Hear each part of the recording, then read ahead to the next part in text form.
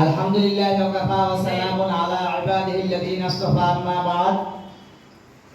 আজকে আমাদের দারুল উলুম দেওবন্দ ইতিহাস ঐতিহ্য অবদান শীর্ষক আলোচনা সভা তেলাওয়াতের মাধ্যমে শুরু হলো। আলহামদুলিল্লাহ। আজকে এই আলোচনা সভার মধ্যমণি এবং প্রধান মেহমান হিসেবে উপস্থিত থাকবেন হযরতুল আল্লাহ শাইখুল হাদিস ওবায়দুল্লাহ ফারুক দামাত বারাকাতুহু, শাইখুল হাদিস জামিয়া মাদানিয়া বারিধারা ঢাকা ও অত্র জামিয়া। বিশেষ মেহমান হিসেবে উপস্থিত থাকবেন মাওলানা জাকির হোসেন মোহতামিম ও শাইখুল হাদিস জামিয়া নুরিয়া ইসলামিয়া টঙ্গী,